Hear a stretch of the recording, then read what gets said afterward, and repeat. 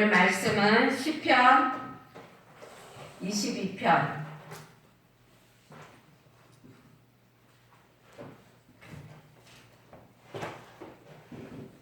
시편 22편 1절 2절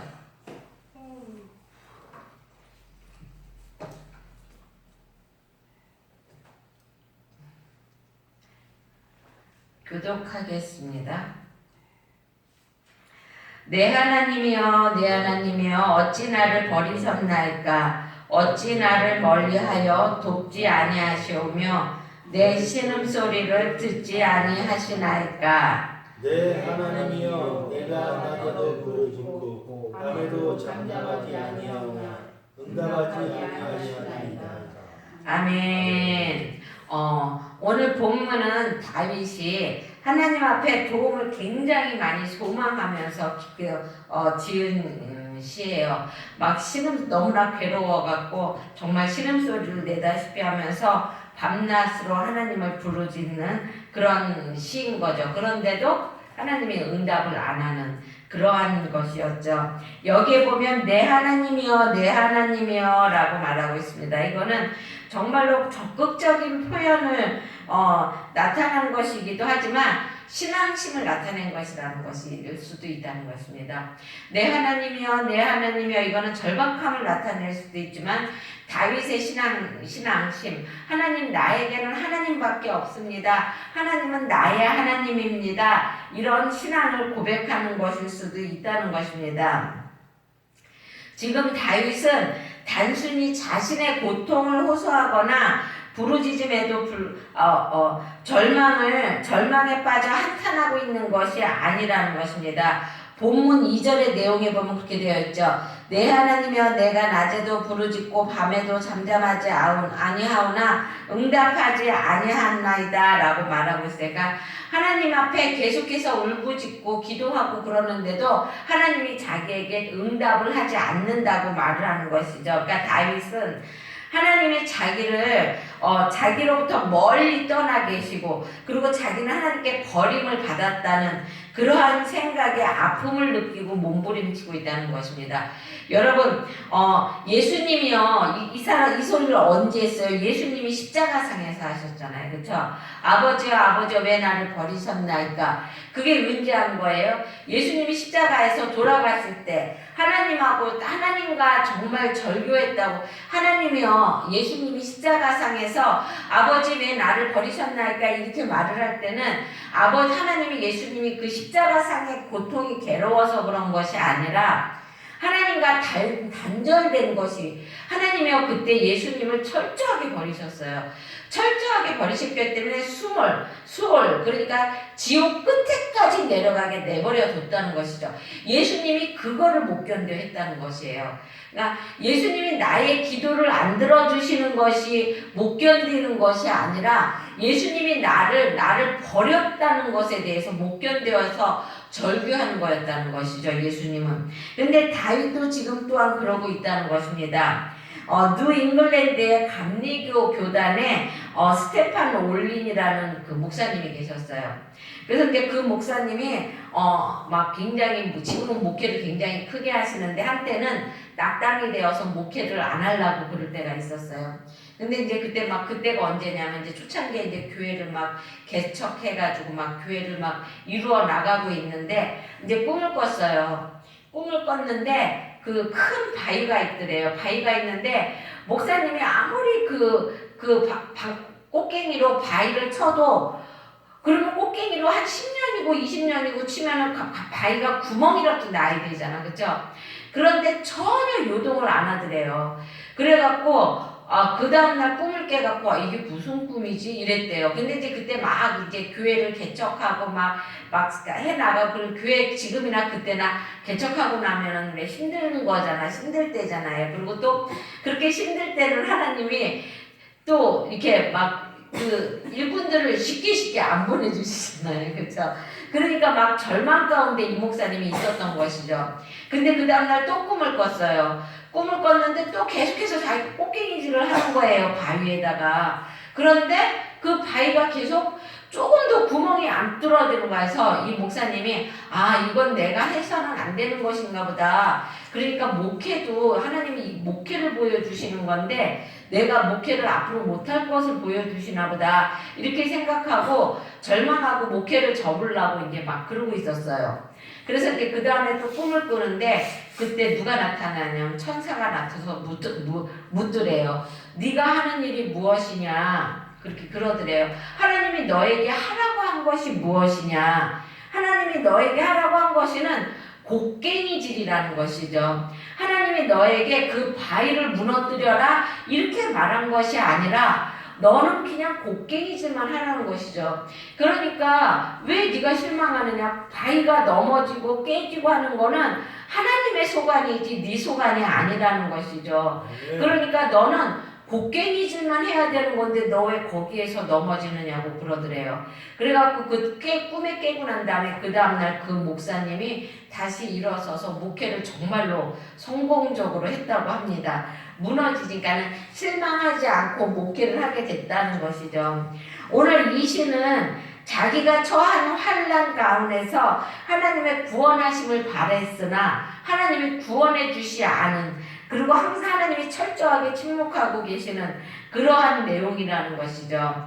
근데 하나님의 침묵은 성도들에게 어떠한 영향을 미치며 또 하나님의 침묵의 의미가 무엇인지 한번 알아보도록 하겠습니다. 하나님의 하나님은요 종종 우리에게 침묵하세요. 그렇죠?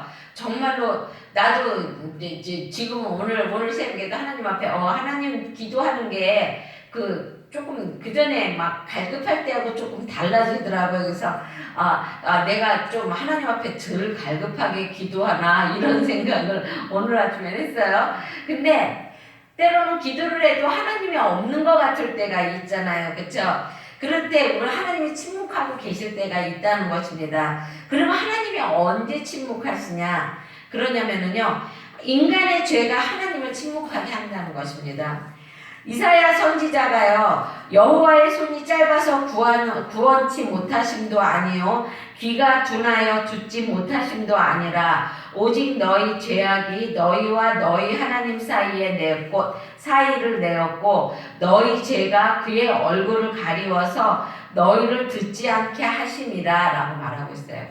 우리의 죄가 하나님과 우리 사이를 가로막았고요. 그 전에 내가 유치부 아이들한테 이제 그 죄에 대해서 설교할 때 그런 어떤 설교를 했냐면 그 물에다가 그 투명한 컵에다가 물을 가득 담았어요. 거기에다 잉크방울을 똑 떨어뜨리면 처음에는 뿌해져요. 그렇죠? 그러다가 거기에다 잉크를 계속 떨어뜨리게 되면 어떻게 돼요? 새카매서 그 잉크병 그 글라스를 통해서는 이쪽이 안 보이잖아요. 그렇죠? 그게 마찬가지라는 것입니다. 우리 안에 죄가 들어왔을 때 우리의 죄가 처음에는 그래도 처음에 죄를 짓게 되면 그래도 하나님을 찾게 되고 하나님이 보여요. 그렇죠? 하지만 우리가 나중에 죄악에 정말로 많이 빠지게 되면 그때는 하나님도 안 보이고 뭐가 보여요? 나의 욕심과 나의 이익과 나의 자아가 보이고 그리고 또 나의 생각이 보이게 된다는 것입니다. 그러다 보면 하나님과 우리가 단절되게 되는 것이죠. 그렇게 되었을 때 하나님은 어떻게 하냐면은 그래 그럼 어디 네 맘대로 한번 해봐. 너하고 네가 알아서 해봐. 이렇게 놔둔다는 것이죠. 그랬을 때 하나님과 우리 사이는 단절되게 된다는 것입니다. 저도 이러한 경험을 한번 해본 적이 있는데요. 여러분 이렇게 하나님과 단절되게 되면은요 정말로 답답하고 정말로 깜깜합니다. 그러니까 우리가 항상 우리 안에 조그마한 죄가 들어왔을 때 우리는 그거를 바로 회개하고 바로 하나님 앞에 내어놓아야 한다는 것입니다. 그리고 회개라는 거는 무엇이냐면 행동이에요. 생활이고 회개는요 내가 하나님 잘못했어요 이걸로 끝나는 게 아니라는 것입니다. 우리의 행동에 변화된 행동에 하나님의 모습을 보여야 되는 것이고 우리의 변화된 생활의 모습을 보이는 것이 회개라는 것이죠. 그럼 물론 연약해서 똑같은 죄를 또 지을 수는 있어요. 그렇죠? 안 지려고 그래도 연약하니까 지을 수는 있어요. 그래도 와서 또 회개하고 또 나의 행함으로 또 보이려고 그러고 그러다 보면은 그것이 차츰차츰 나중에는 하나님의 모습을 닮아가게 된다는 것입니다. 하나님의 그러니까 하나님께서 우리의 죄를 뿌리 뽑기 위해서 어떻게 했어요? 예수 그리스도를 보내시고 철저하게 버리셨잖아요. 그렇죠? 그랬을 때 예수님이 십자가에서 아버지여 왜 나를 버리셨나이까 이렇게 울부짖어도 하나님 모른 척 했잖아요. 그렇죠? 그거 왜 그래요? 우리의 죄 때문에 그랬던 거잖아요. 우리의 죄 때문에 하나님은 철저하게 예수님을 버렸다는 것입니다. 지금도 마찬가지예요. 우리가 죄를 짓고 있으면 물론 죄를 지면은 우리가 하나님의 회개하고 예수를 믿기만 하면 구원받는 데는 상관이 없지만 그 죄 때문에 하나님과 우리 사이가 멀어진다는 것입니다. 멀어지다 보면 어떻게 돼요? 나중엔 아주 끊어지게 돼요. 그러다 보면 우리가 구원의 문제도 다시 생각하게 되는 그런 결과가 온다는 것입니다. 그리고 또 때로는 하나님께서는 하나님의 백성들을 성장시키기 위해서 침묵하신다는 것입니다. 하나님은요, 우리에게 환난을 갖다 주고, 애기들도 왜 이렇게 자라게 되면 성장통이라는 걸 겪잖아요. 그죠? 자기만 아파합니다. 왜냐면 걔가 자라려고 그러다 보면 뼈마디가 자라고 그러다가 보니까 성장통을 느끼게 되는 것이죠. 우리들도 마찬가지라는 것입니다. 하나님도 우리들을 더욱더 하나님의 자녀로 삼으시기 위해서 더욱더 하나님을 닮아가게 하기 위해서 때로는 하나님은 원하지 않으시지만 우리에게 침묵하시고 또 우리에게 환난도 갖다 주시고 또 때로는 우리에게 고통도 갖다 주신다는 것입니다. 그랬을 때 욥을 보세요. 욥이 얼마나 극심한 시련에 처해 있었습니까? 그렇죠? 하지만 하나님께서는 극심한 시련 속에서도 그 욥이 울부짖을 때 하나님은 침묵하셨다는 것이에요. 언제까지? 하나님의 때가 찰 때까지 침묵하고 계셨다는 것입니다, 여러분. 하나님의 침묵은요, 욥을 영적으로 새롭게 태어나게 해주셨어요. 그렇죠? 그래도 하나님, 이 세상을 지으신 하나님을 다시 한번 발견하고, 그렇죠? 내가 들어서 알았던 하나님을 눈으로 보아서 알게 된 그러한 믿음으로 성장시켜 줬잖아요. 그렇죠? 그를 보다 성숙한 하나님의 사랑으로 변화시켰다는 것입니다. 그리스도의 고난은 인류의 구원을 성취했고요. 또 하나님은 그리스도의 부르짖음에 침묵으로 응답하시고 그리스도의 역사에 동참하셨다는 것입니다. 히브리의 기자는 우리를 향하여 믿음과 오래 참음으로 말미암아 약속을 기업으로 받은 자라고 말하고 있습니다.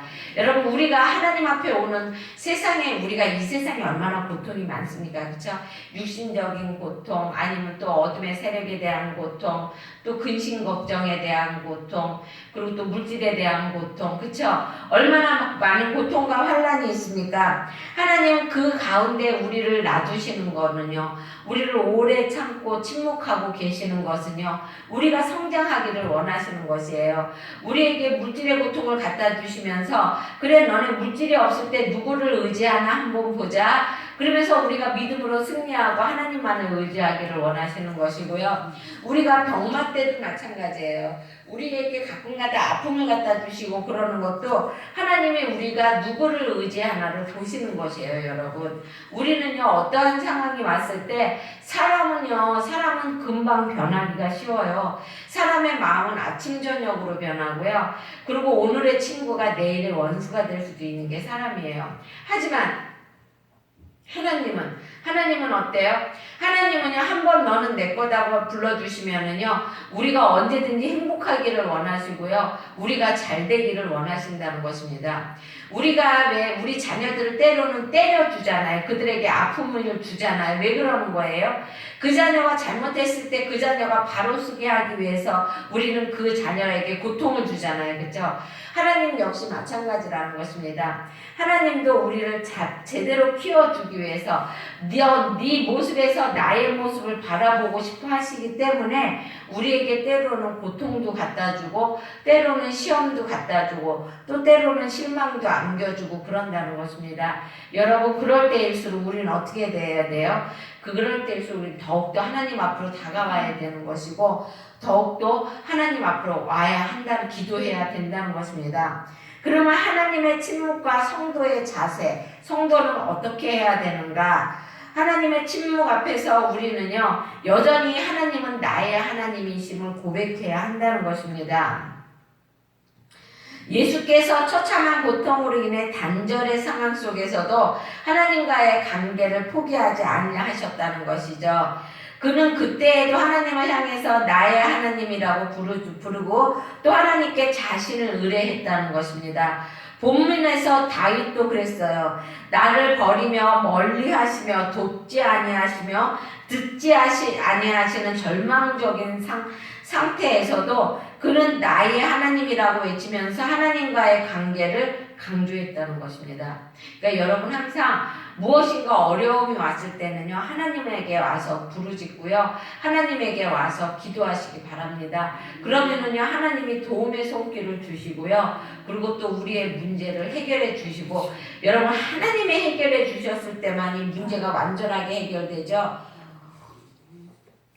사람을 의지하게 되면은요 내가 은행가도 얘기했지만 어떤 소녀가 아버지의 도자기 사랑하는 도자기 비싼 도자기를 깼어요. 근데 그 도자기를 풀로 싹 붙였어요. 붙여갖고 싹 돌려놨는데 그거를 누가 봤냐면 그 집 하인이 봤어. 그 집 여종.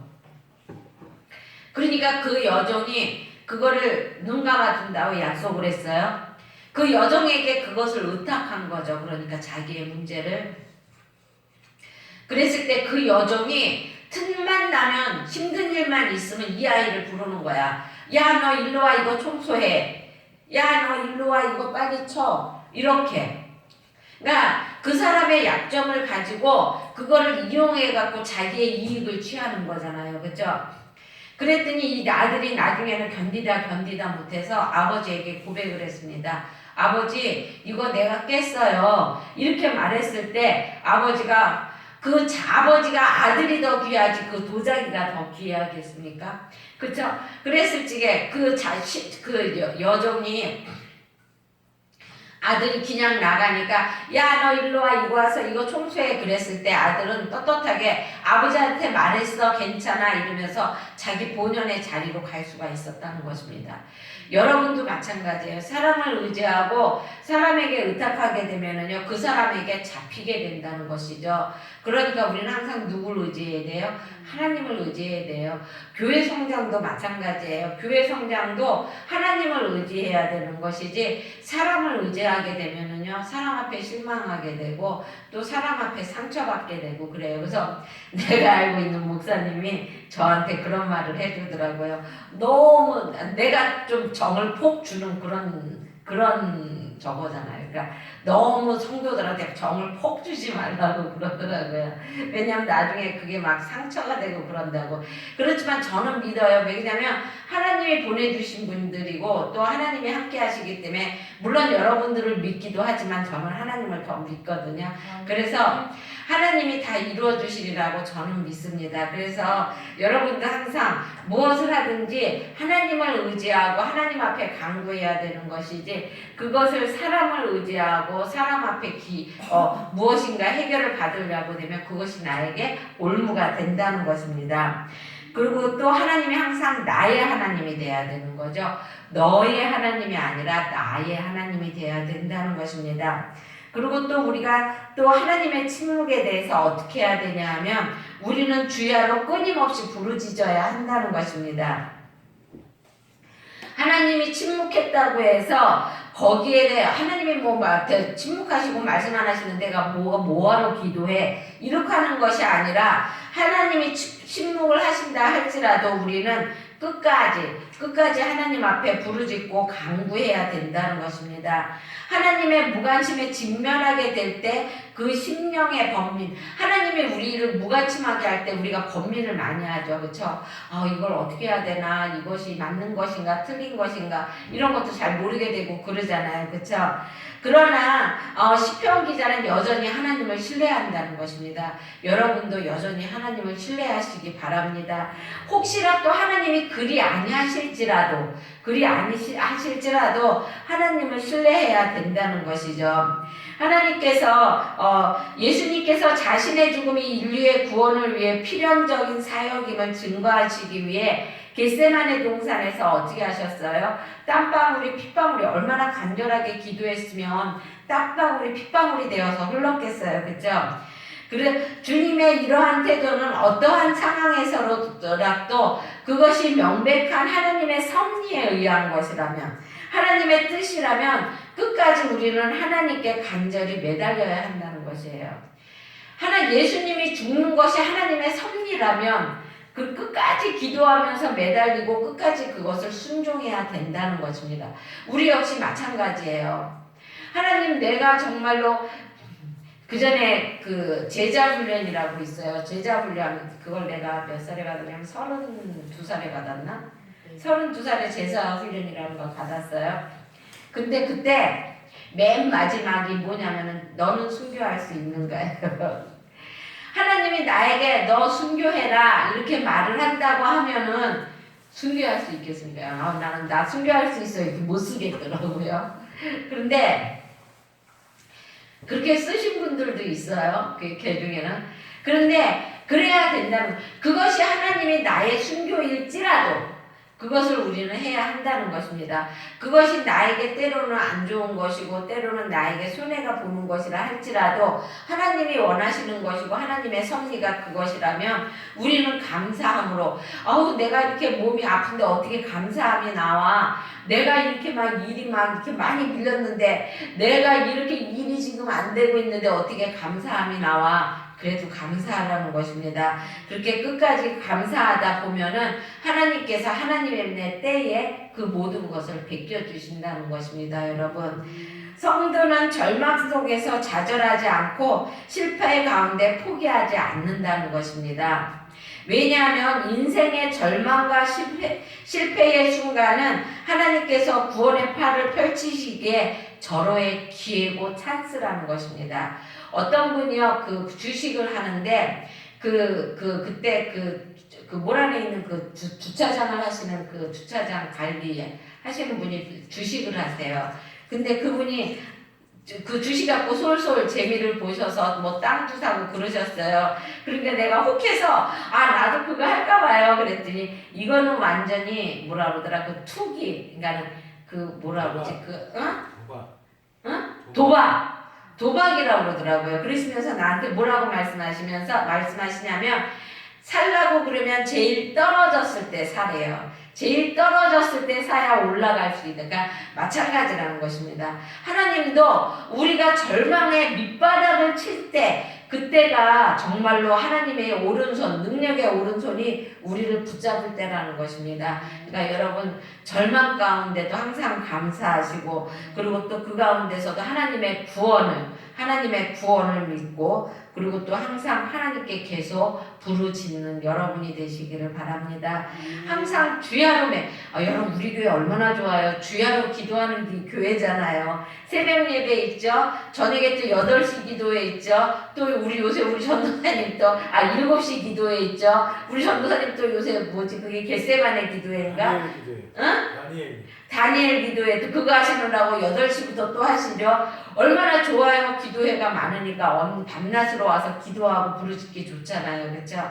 그러니까 어려울 때, 어렵고 하나님이 나에게 침묵하고 계실 때, 정말 내가 견디기 어렵다고 생각할 때, 근데 여러분, 항상 하나님은요, 내가 견디기 어렵다고 생각할 때도요, 피할 길을 주셔요.